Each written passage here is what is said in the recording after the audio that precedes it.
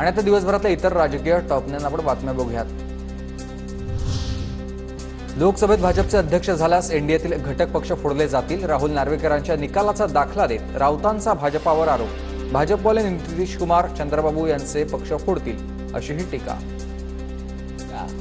लोकसभेत भाजपचा जर अध्यक्ष असेल तर दिला जाऊ शकतो, तर हे सगळ्यात आधी लोकसभा अध्यक्ष झाल्यावर चंद्रबाबू आणि जनता दल युनायटेड चिराग पासवान यांचे पक्ष फोडतील।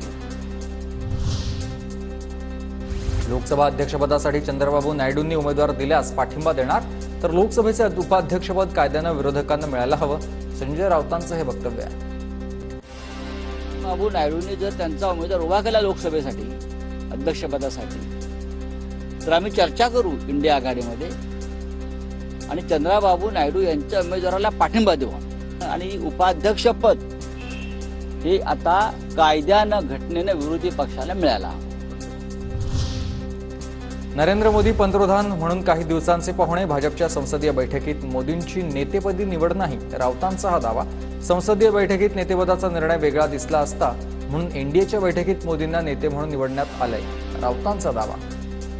भारतीय जनता पक्षाच्या संसदीय बैठकीत मोदी यांची नेतेपदी निवड झालेली नाही, ही अत्यंत गंभीर गोष्ट आहे। नरेंद्र मोदी प्रधानमंत्री म्हणून काही दिवसाचे पाहुणे आहेत। महाराष्ट्राच्या विधानसभेत राहुल नार्वेकरांनी भाजपचेच पॉलिटिकल एजंट संजय राऊतांची ही राहुल नार्वेकरांवर बोचरी टीका। नार्वेकरांनी शिवसेना घटनाबाह्य पद्धतीनं उठल्याचं जाहीर केल्याची टीका। जसं महाराष्ट्राच्या विधानसभेत राहुल नार्वेकर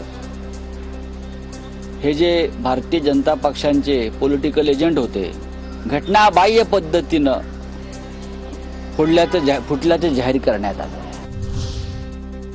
लोकसभा निवडणुकीत 400 पार केलं असतं तर हिंदू राष्ट्र घोषित झालं असतं, भाजप आमदार टी राजा यांचं भिवंडीत हे वक्तव्य।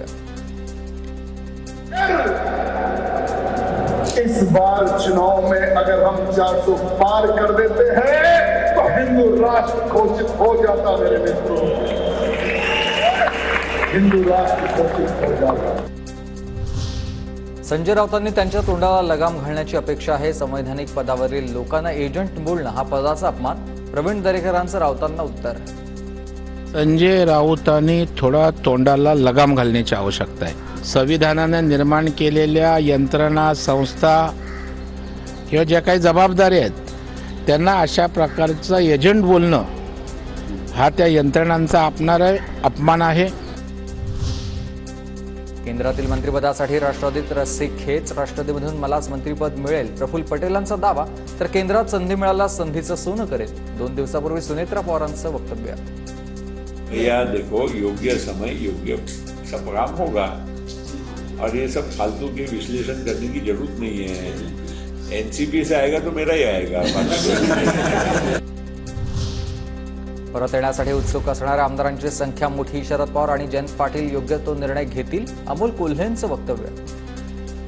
उत्सुक असणाऱ्यांची संख्या प्रचंड मोठी आहे, परंतु माघारी घ्यायचं का नाही, आदरणीय पवार साहेब असतील, माननीय प्रदेशाध्यक्ष जयंत पाटील साहेब असतील, हे योग्य तो निर्णय घेतील अशी आम्हाला सगळ्यांना अपेक्षा आहे।